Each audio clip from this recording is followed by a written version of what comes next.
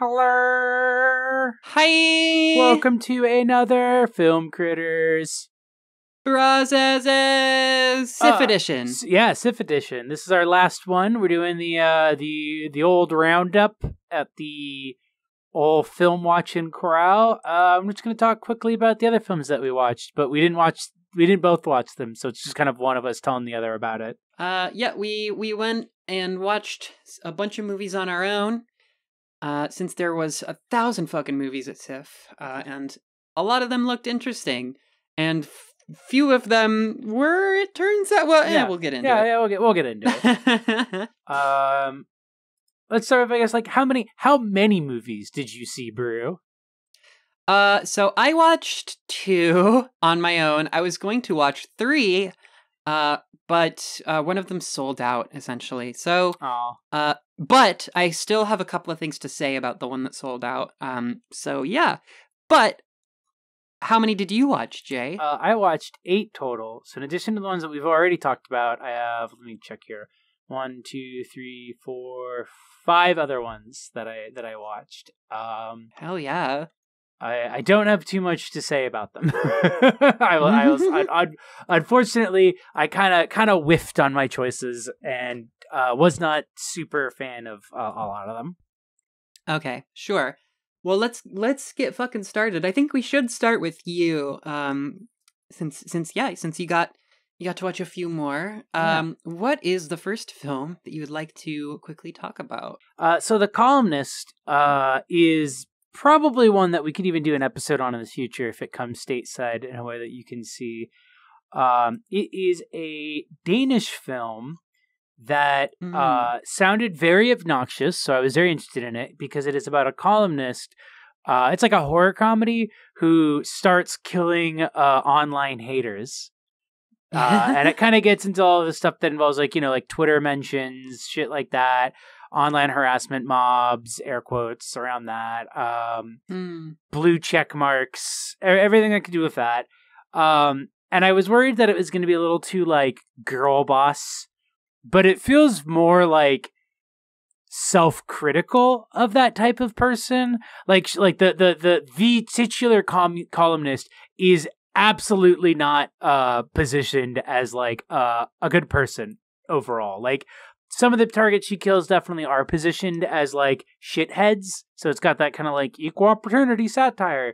But, like, it sort of feels sort of like a American Psycho kind of thing where you're supposed to understand that, like, this character is, like, this character is partially having to confront the fact that she doesn't actually support the values that she claims she does, essentially. There's a cute bit where she goes on this show with this, like, horror writer guy. And then they meet later and he, like, kind of apologizes to her because he's like, yeah, sorry, like, we both have to play our characters for, like, the media. And then they end up dating and it's like, and he's, like, actually just, like, a really, like, sweet, nice guy who just loves really, like, upsetting horror. But he's like, oh yeah, I just have to play this, like, shithead bad boy for the media because that's what sells my stories. And there's this, like, scene where, like, he explains to her that he's like, yeah, I like to write about these kinds of upsetting things because, like, there's a darkness in everybody and you got to get it out somehow. And then she kind of tries to repeat it back to him of, like, you got to get that violence out somehow. And he's like, violence? I didn't say anything about violence. What are you talking about? And it's just like, it's like that moment of just, like, him being like, hold on, what do you, like, what did you think I said? Because you're clearly saying something I didn't. I think it's because she tells him that she's been like playing video games to, like, get to get violent urges out. And that's what he's, like, first concerned. He's like, violent urges? What do you mean by that? Yeah, so I've noticed kind of a thing that's been happening that I feel is very annoying, where writers are getting really bold about, like, here's my Gamergate movie. Yeah. So how would you, like, would you put this as, like, kind of one of those? I absolutely would. It doesn't feel like Gamergate. It feels, there's very obvious parallels to, like, whatever probably the European version of QAnon stuff is. Like, she is at one point dealing with, like, a slander going that she's a pedophile, And like that becomes like a big central conceit in the film, is that like, you know, that's what drives her crazy and stuff, is that they're harassing her online and calling her a pedophile, and everyone's like, you gotta just like don't read the mention, like don't read comments, don't read mentions. Her media job is like, oh, this is like at one point when they first tell her that, like her media job for like, or like for your next book, do you mind if we put some of these quotes on the cover? Like, because I think it'll really help move it. Like it very explicitly is like, all of this is happening in like a media economy class, where it's like, it is not just like she is having to deal with this because commentators are bad and she is good. It's like, no, all of these people are enmeshed in the exact same like media driven like commentary class, and they all have their own like specific interests and like lack of sympathies for each other. I mean, like, yeah, you were telling me about that, and I thought that movie sounded super fucking interesting. It does, you know, fall into a bit of girl bossy stuff at times, but it feels like it's a lot more trying to like weigh the idea that like you're not supposed to be cheering her on. Basically, you're supposed to be recognizing that there are problems with like the way in which we think about how, like, basically just the way in which we think about like commentary in general, and like the way in which we need to like, they're top down. The solution can't be top down imposed, I guess is the best way to put it. Like the culmination of it is that the person who started the rumor that she's been hunting down most obsessively, she initially breaks into an old man's house and it's the wrong person, and she escapes. And then when she does find him, she goes to his house and shoots the guy when he answers the door. And then it turns out that it was his teenage son. I see. And so she has this standoff with this teenage boy in a Fortnite shirt, which is very funny. Holy shit. Specifically, and also it should be noted, he specifically is like not white. Because she's dressed in like all white in that scene, so it doesn't feel like an accident that like he looks kind of like, I'm pretty sure the character is supposed to be a non-white teen, who basically is just like he's like, I started doing it because I thought it was funny, and so it's her having this standoff with him, and then she gets spooked and accidentally shoots him, and then she goes to her book, her big press junket for her book release covered in blood, and she holds up a martini glass while like the audience cheers for her. All right, that sounds a little annoying. I don't know. It's a little annoying, but like it's very like, that's where I was like, okay, this is definitely like somewhat condemning, where it's like, oh, she's killed a bunch of people, and it's literally only caused her career to like rise. Like, it's only caused her star to rise. It has only benefited her like media career, but at the same time, like, we as the audience know that like it's at the expense of like her mental health. There's some really good visuals in it as well. I really like this returning motif of like, she takes a finger from every person she kills and she puts them in this box of like frozen peas that's in her fridge thing, and it just becomes this like recurring image. She also has a daughter, and there's like a bunch of whole plot line involving like her daughter's struggles for like free speech stuff at school, and how that's kind of mirroring what's going on here. Right. And then her daughter believes that the horror writer boyfriend is actually like the serial killer. And then she's confronting him. And while they're arguing about it, you see that he's like preparing food and stuff. And at the conclusion of the scene, you know, he reaches down, you know, like it's like kind of like a held frame shot, quarter up. He reaches down, looks down at something, and then freezes. The camera pans down, and we see that he's holding the box of frozen peas. Holy and then it pans shit. back up on his face, completely having not moved, but like slowly processing it. And then he just goes like, "We need to find your mom." Oh my god! All right, that's pretty good. Yeah, there's some really good like bits in the scene. There's some really good like visual design. It's a very, I would classify it as like a 7 out of 10 movie. Right. I appreciate that it's able to thread the needle on what it's talking about, while kind of acknowledging that there's like, you know, like who has power in these situations, while also not being like the, you know, mob harassment is fine actually because columnists make more money. Like, sort of acknowledging that like there's a tension here that is only going to play out in increasingly like terrible ways. Also, it's pretty clear that like the film is portraying her behavior as essentially a form of like self-harm. Because she's shown as like obsessively checking comments and mentions and replies about herself, and that is sort of shown as like, this is an unhealthy behavior. This is like this is leading you down a dark path. Yeah. Like I said, I liked it well enough for what it was. All right, cool. It might be one to check out later down the line. You know, and it's pretty cool. And that is again The Columnist or Decuther. Oh, I do have to mention there is just out of left field blackface scene in it, because they talk.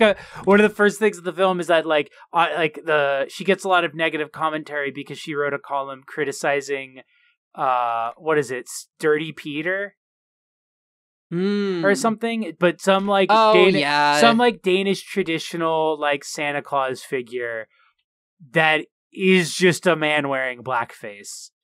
And so after she writes a column about it and she talks about it, she like is going home and her neighbor steps out dressed up for the holidays, and he is wearing blackface. Damn. So if you do decide to go watch it, I guess warning that there's going to be that scene just kind of happens, and I was like, what? I watched I watched a film called Memory House out of Brazil. And I think I liked it. I don't know. It's really fucking depressing. Oh no. So Brazil has a lot of like really good cinema, especially really good cinema recently about the sort of kind of racial and class tensions in Brazil. Memory House takes place specifically in the south part of Brazil in a seemingly like fictionalized area where it's like a village that's been taken over by like Austrian immigrants who are like really hostile to the indigenous people. And the main character is an indigenous black man named Cristovam. And it talks about, it's basically the whole movie is just about his tensions with these people who have moved there, and, you know, the sort of like the way that the culture is being kind of taken over.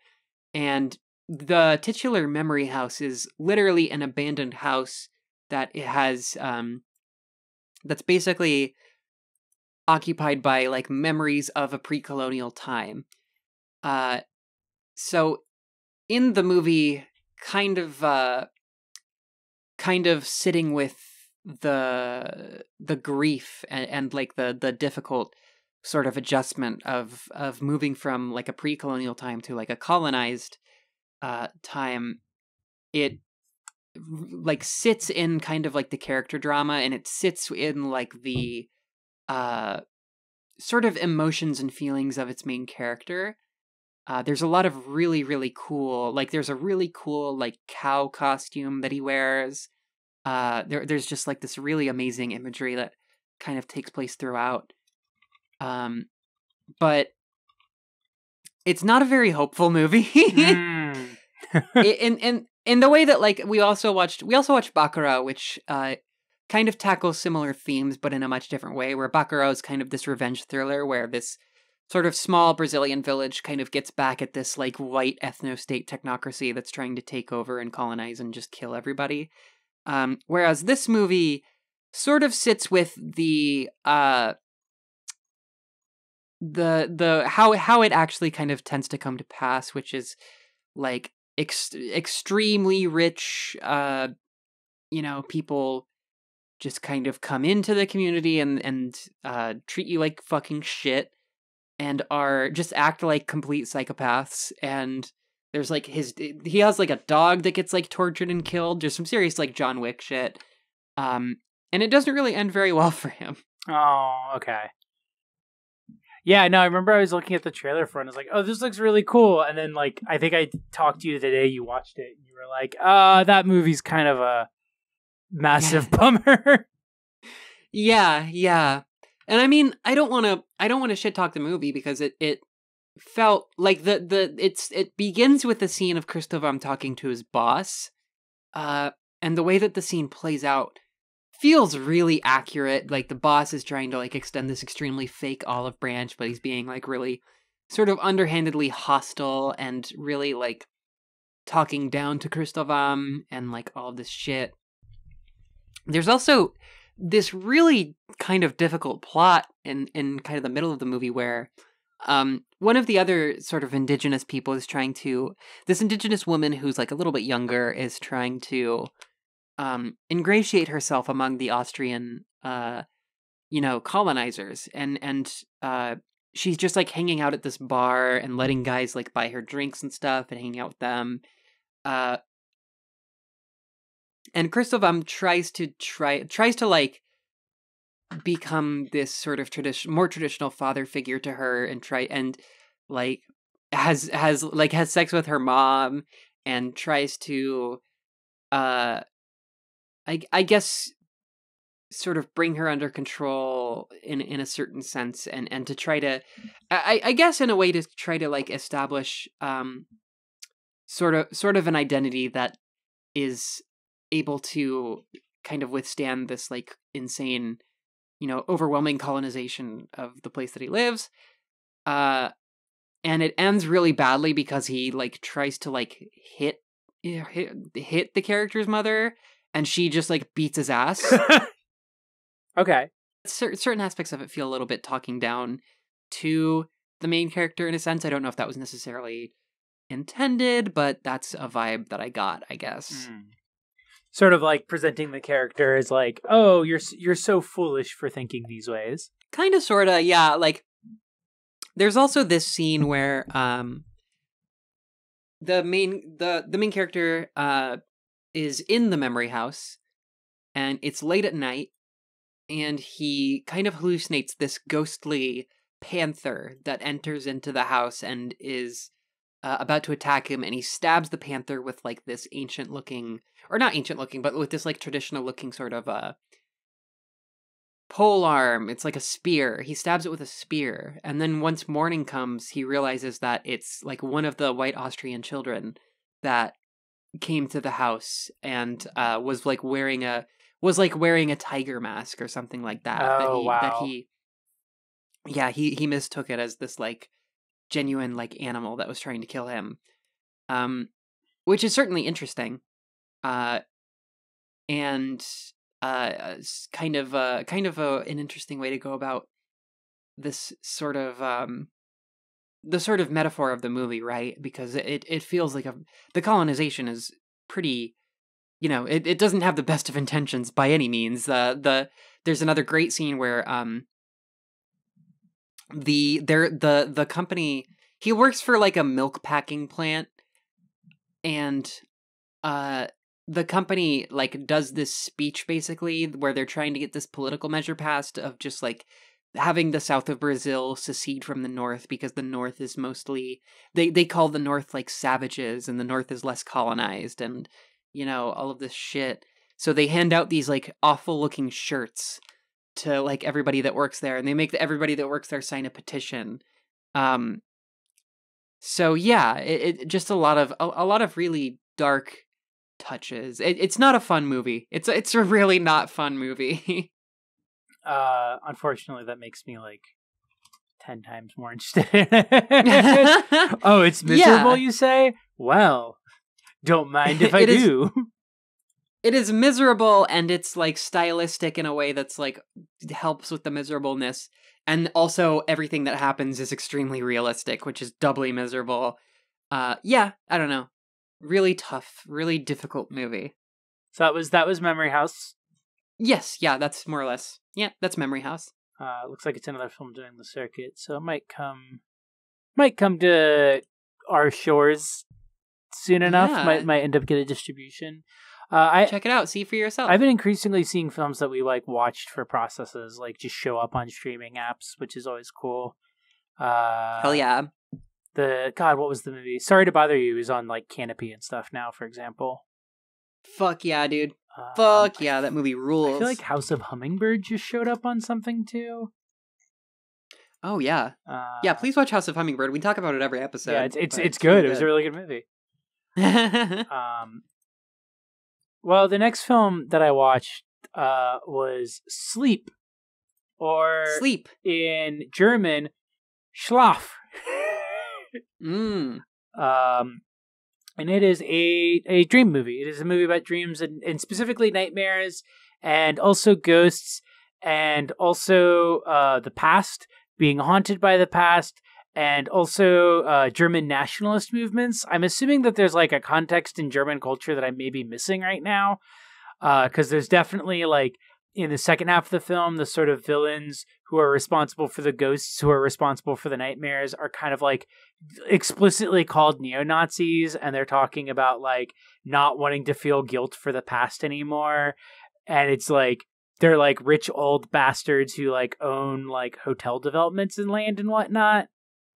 Interesting.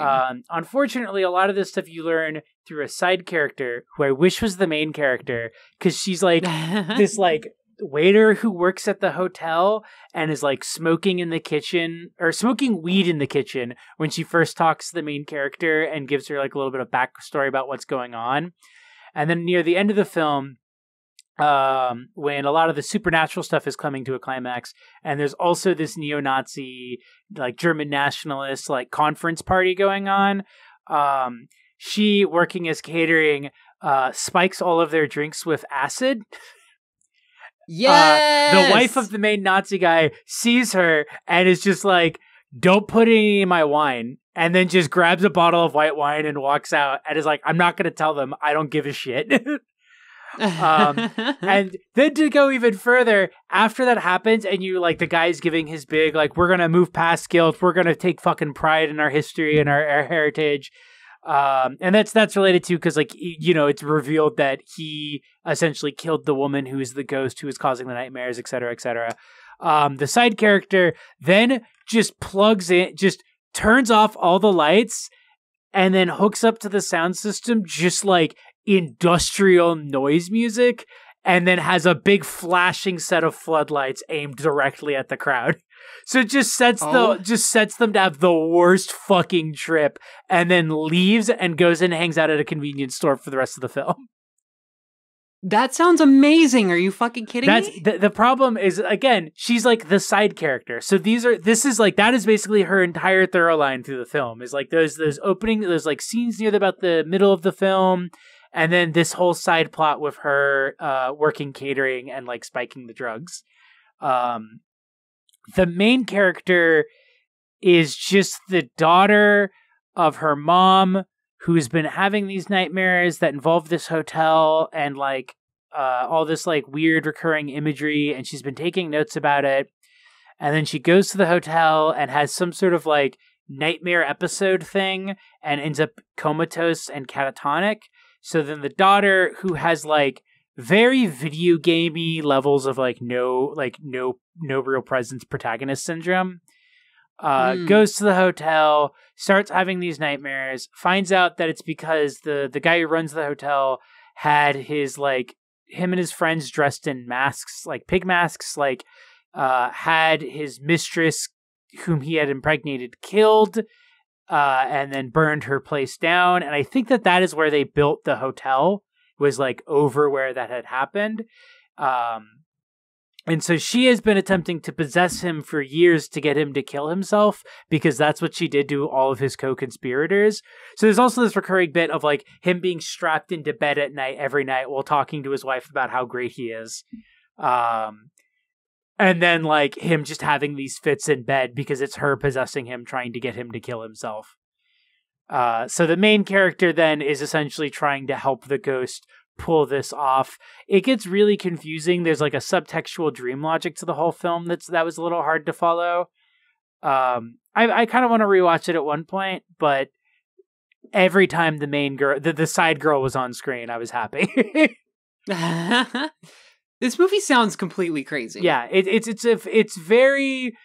I brought up the video game thing because, like, when I was watching it with some friends, I noted like this seems like this comes off like an indie horror game, like in terms of just the pacing of everything. So that's why it was kind of hard to follow it, because you're not quite sure where anything is going, what you're seeing that's real versus isn't real. but now that I kind of know what's going on, I'd want to go back and like rewatch it and see like, okay, now that the form of the film has taken place, can I follow it a little bit easier? That's interesting. That made me, you just made me extremely interested in this movie. There's some great scenes in that film. Like I at the very least, like there's definitely a lot of visuals in that movie that like stuck out to me. I do wish that I knew a bit more about German politics, because there's definitely the nationalist theme, and it definitely seems tied up in a bunch of other things regarding like land development and whatnot that right over my head, because I can guess what they are based on American equivalents, but there's very obviously like neo-Nazi definitely has very specific charged meaning in Germany compared to like America. Yeah, I can absolutely see that.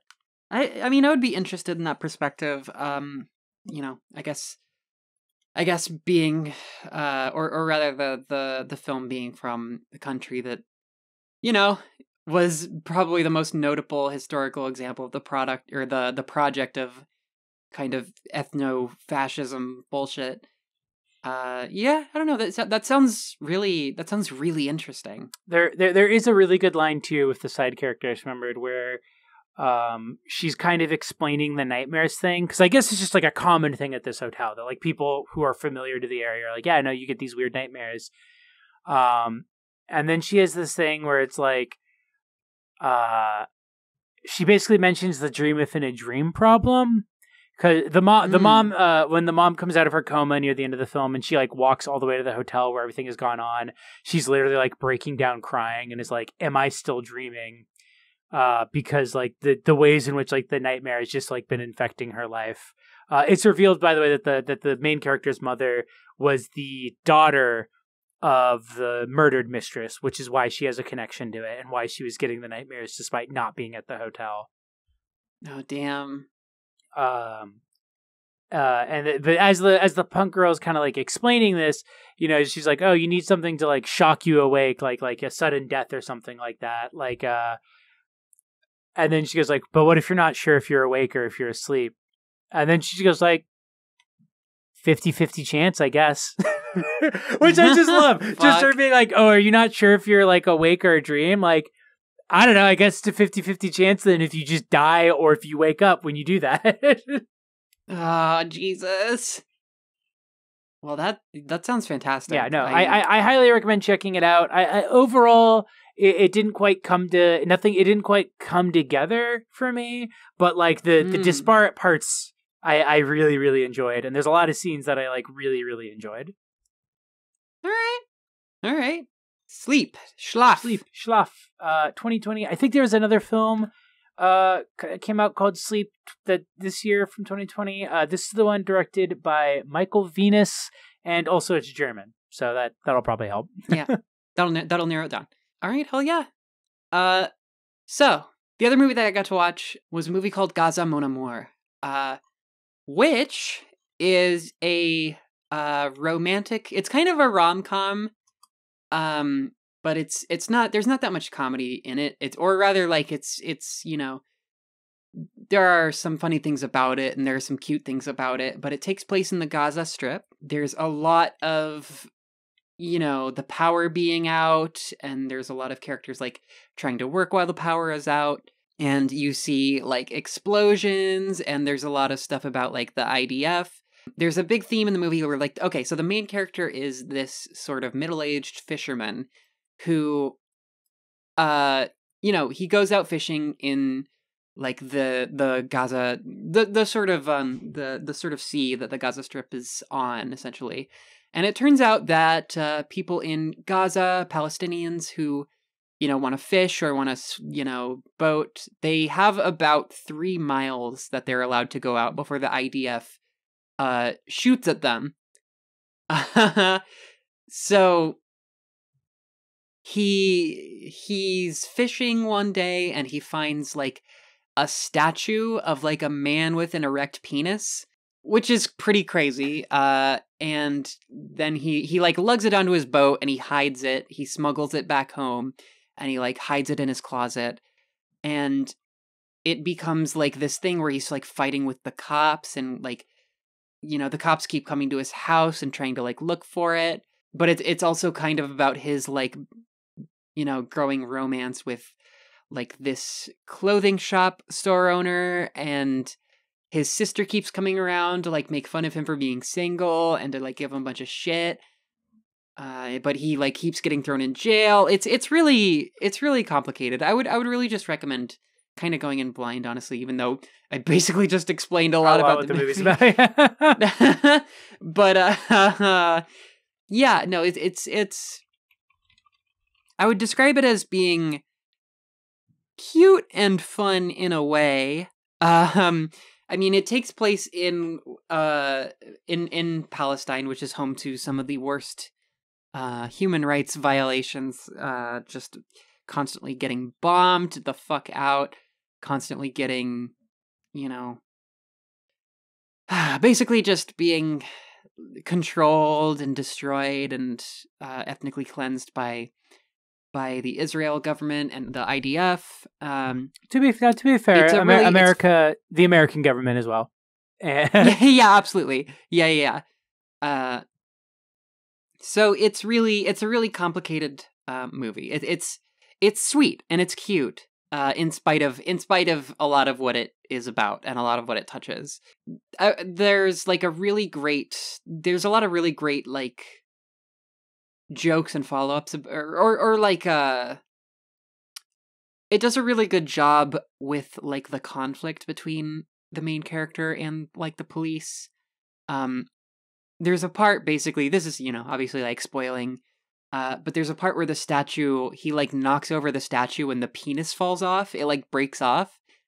So like the police come and they confiscate the statue, and then they come back later after they release him from jail. And they're like, do you have anything else? And he gives them the statue's penis, and he was like, well, I didn't think you guys would want this. That's cute. Yeah. So yeah, just cute. Just a cute, fun little movie. I would say, yeah, I recommend it. Okay. And the ending is also really cute because, more spoilers, but he gets the girl, and then they're hanging out on a boat, and they're, being cute, and they're laying down together, and then they get caught by the IDF, which is, in a sense, kind of romantic, kind of cute. Oh yeah, and you don't really see romantic comedies or like romantic dramedies with like older men, especially, like specifically about like older men trying to like. I forgot. Did you mention if he has if he's like a widow or if he's just? Hold on. Let me see if I can. Here's the thing. I don't remember. Okay. I think that it's something like that. He's there was someone who is no longer in the picture. Probably for not fun reasons. There's also like a kind of interesting scene. It's hard to suss out like what the movie's gaze on the like conflict itself, or that's actually a complete misnomer. It's pretty easy to suss out that the movie is not happy with the occupation, but then it has a little bit of a like tut thing when it comes to the scene of like, hey, we're getting our own rockets that we can shoot back, essentially. Yeah. So it does have like a little tinge of that kind of stuff, but otherwise it's mostly just a really cute, really human, humanistic, really really fun little movie. Okay. Yeah, no, that sounds. I just went and added it to my letterbox to watch, to keep an eye out for. That's a Gaza something on Amor. Gaza Mon Amour. I can't believe I like literally just added it, and then I was like Gaza Von Amor. Gaza Mon Amour. It looks nice. Yeah. Yeah, it's really sweet. I like all the characters. All the characters are really, the characters have really good like interplay between each other, and all of the scenes of him being like really nervous around the girl that he's interested in is really cute. Aww. It's really cute. Cute movie. I love good movies that just have like precious old men. In my as I get older in my cinema watching things, I could just appreciate a good movie about a cute old man having a time. Yeah, being like a teen in love.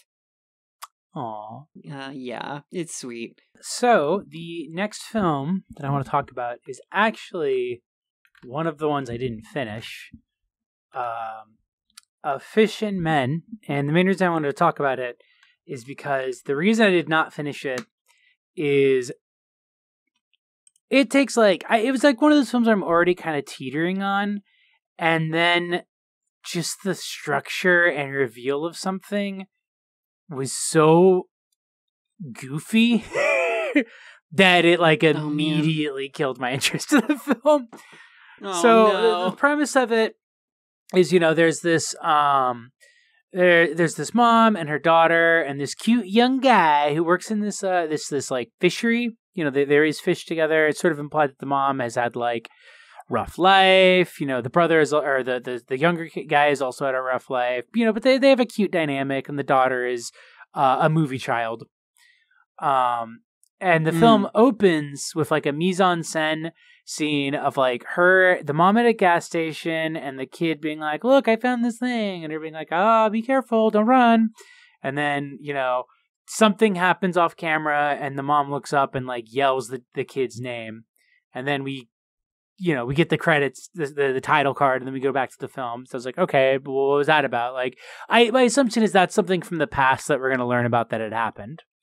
It's actually something that happens about halfway through the film. They just show you that scene in the beginning to try to get you to be interested in it. Okay. And so then what happens over the course of the film is that the young man's brother shows up and he needs to get money because he's a drug addict and this guy's looking for him. And, those guys talk to the girl at one point and give her candy. And he's like, don't talk. And the brother's like, don't talk to them. He's trying to cover for his brother. He's both trying to kick his brother out and then trying to cover for his brother. It's one of those things. It's your past life of crime is catching up to you on this wholesome little fishery and threatening the precarity of this life you have. So he agrees to rob the convenience store, the gas station down the road. And then it's revealed that what happened in the opening was that while he was robbing the gas station, he ran out and just ran so quickly that he ran into the little girl and she fell backwards and $1 million babied herself on a corner. Stupid. And I was like, stupid. What? And then it's she's in the hospital and it's setting up this whole oh, I feel so guilty. The mother doesn't know it was me. And she's like, what kind of man would do that? And then just run. And I'm like, this is the most contrived series of events to happen so that he feels guilty about this stuff. And that's when I was like, I can't and then what? But then why was that shot and shown at the start of the film? Especially when the payoff is that he just ran into the girl and knocked her over and she became paralyzed because of it. Oh, God. Yeah, that sounds really shitty. Just very, very contrived film in that way. And it immediately took me out because I was already kind of wavering in my interest. But that...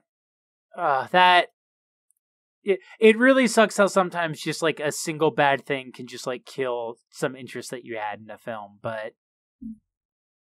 Oh, yeah, that happens. That's real. And that's why it was one of the ones I did not finish, but it's the next one I wanted to talk about was because I had the most to say about it because I was just like, man, that's just sloppy filmmaking. That's just goofy. That's just silly. Gotta do a couple more drafts there. I am looking at it. It looks like it's the director's debut film. It doesn't even have a poster on Letterboxd. So I don't not gonna judge it too harshly. Maybe they'll make something else. It felt very much so this is a movie made by someone who loves cinema kind of film, but then doesn't really execute on it. Interesting. Okay. Yeah, not a fan. Not a fan of that. That was of Fish and Men. So funny story. I tried to get in. I tried to get into the theater to watch a little movie called New Order. It's a little movie out of Mexico. It's actually original title Nuevo Orden. And it turns out that it's sold out. It sold out before I was able to watch it. So, I was really interested in it because it's a movie about revolution. And it does take place in Mexico. However, I have heard through the grapevine, from my Twitter timeline, and I'm going to link a really, really in-depth thread about this movie because I ended up reading through the thread, and it killed any interest or excitement that I had about the movie completely dead. Oh yeah, I'm looking at the reviews for it on Letterboxd right now, and people did not like this movie. Yeah, so there is a little bit of controversy because Ciff seemed to prioritize reviewer access for people who are not from Mexico, which is a fucking huge mistake, I feel like. Yeah. Because there is so much context to the actual, like, problems that are plaguing Mexico. There's, the femicides that are currently ongoing. There's, like, the protests against femicides that are, like, historic. And, just a lot of stuff going on. One of the reviews linked in that Twitter thread basically points out that the movie New Order is really what seems to be the purpose of the movie, at least according to like a lot of reviews, is, oh, but what about, okay, revolution, sure, but what about rich white people's feelings and the stress that you're putting them under through, wanting revolution and equality for all living people? That's kind of fucked up, actually, if you think about it. It's kind of fucked up to like make rich people do this like emotional labor of like hearing about how, people in your family and in your life are fucking dying. They should maybe just not have to hear about that. And there is a particular line in this review from a website called coligoespaghetti.com. The rhetoric is insidious. I'm kind of paraphrasing from a translated version of the review, but the rhetoric is insidious. The threat is clear. All the injustices in this country could be worse. The message is clearly conservative. You have to leave everything as it is so that nothing gets worse. And the movie, the review also points out that the movie specifically, the color green is a color that's like very commonly used in like the protests, specifically like the protests against the femicides. Yeah. So in the movie, the color green is like, there's all this like ominousness with like the symbology of like, oh, there's green paint getting like thrown all over buildings, and there's green everywhere in the movie, which is insidious. Yeah. It's fucking insidious. That seems that unfortunately seems a lot like the kind of film that a out-of-touch director would make, which I would not be surprised if that describes this director. Yeah. So I am, I guess in a sense, glad that I didn't watch the movie and come on this podcast to be like, yeah, I thought it was okay. Because, man, it really seems like a force of fucking evil, based on quite a lot of accounts. So yeah, that's pretty much all there is to say. That is Nuevo Orden. Probably don't watch it. Wow, yeah, no, I'm looking at these reviews. Big fan of this one that just says, this is Joker from the perspective of the 1%. Yeah. And then an idea that's so goddamn stupid, it made me miss the terror of Todd Phillips. I'll start with the one I was going to say for last. Preparations to be together for an unknown period of time. I watched that one all the way through. I watched it on October 23rd, 2020. Uh-huh. I remember like jack shit from that film, which should maybe tell you that that's like a problem, because like I really was interested in the premise, which is about a neurosurgeon who like falls in love. She had gone to America, to like, study neuroscience. And then she had met someone from her hometown at this conference, and they fell deeply in love. And so they made this promise to each other to like meet again on this day in her home country. So she flies back home to meet with him, and he like doesn't remember any of it. And so she is dealing with like, is he lying? Did I gaslight myself? Did none of that happen? And we're never really shown that it happened. Interesting concept. And then, because she's like, she works in brains, she becomes convinced that like, maybe I have a brain tumor, maybe I'm having a stroke. do I have this series of like lying to myself and stuff like that? But it just doesn't. I don't really remember anything from the film that was like interesting about the way it played with that.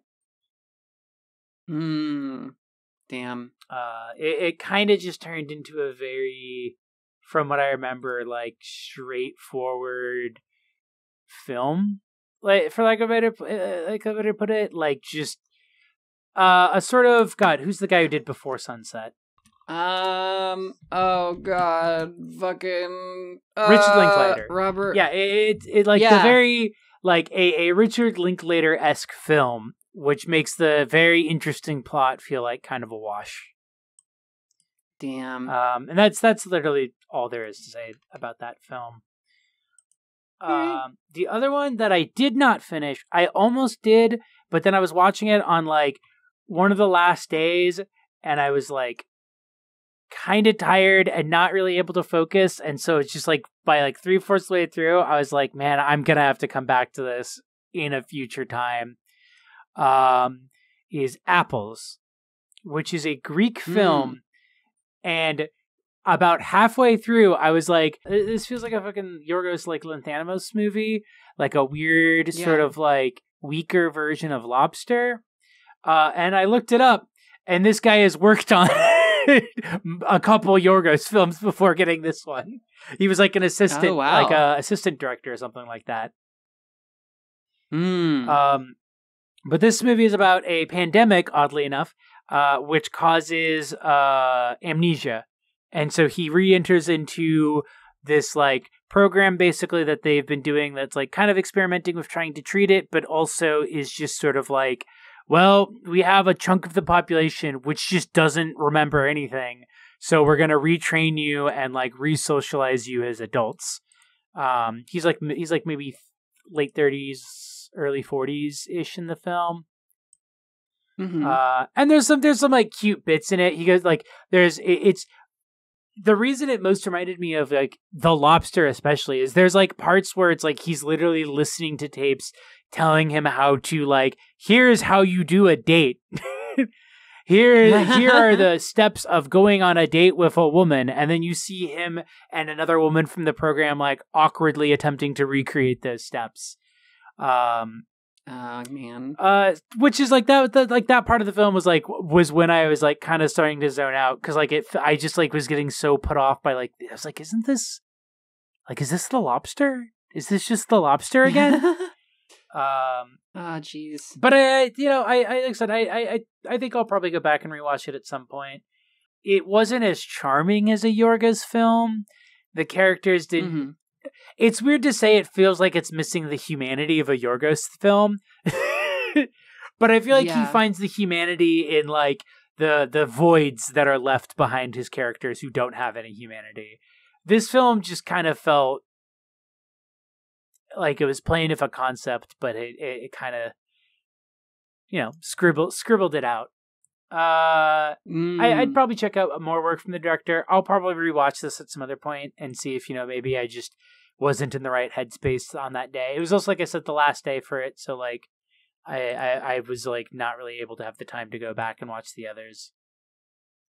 Sure. Yeah. Huh. Yeah. I remember that one looking slightly interesting, but the style of it seemed really overbearing to me. Yeah. In the way that like, yeah, for sure, like Yorgos Lanthimos films, like they're very stylistic and they're very, they're definitely doing a very specific thing, but they're also like, they have a lot going on. Yeah. which makes them interesting in spite of the sort of like, stylistic weirdness. They also have like a certain like tightness to them where like everything that happens in them in every shot feels like perfectly controlled, and this film was just kind of missing that. Yeah. Well, that's a damn shame. But that's it. That was the Chicago International Film Festival. Yeah. If any of you out there watch some shit from the Chicago International Film Festival, leave a fucking comment below. Talk about if there's any upcoming film festivals that are also doing digital things online. Let us know. Dude. We'll probably check it out. I know that Ciff is doing that this year, but that's not till April. Oh yeah. Seattle International Film Festival. We'll see how that shakes out. Yeah, and if you also want to talk about fucking movies from Ciff or anywhere else, join our Discord. That link is gonna be in the goddamn fucking description below. And yeah, it's a lot of fun in there. We've got like art, post your art channels. We've got post cat picture channels. We've got all video all channels talk about sorts of video fucking games. channels. We have 4 separate movie channels. And they're balkanizing every day. No, we're trying to keep it like concise. As it gets bigger, if people request it, we'll probably start splitting things up. Yep, our Patreon exclusive show, Film Critters Throws It Back, wherein we discuss films from bygone eras. This month for the theme of teen girl drama, as inspired by movies like House of Hummingbird, Never Really, Sometimes Always, all sorts of really good movies about teen girls that are coming out lately.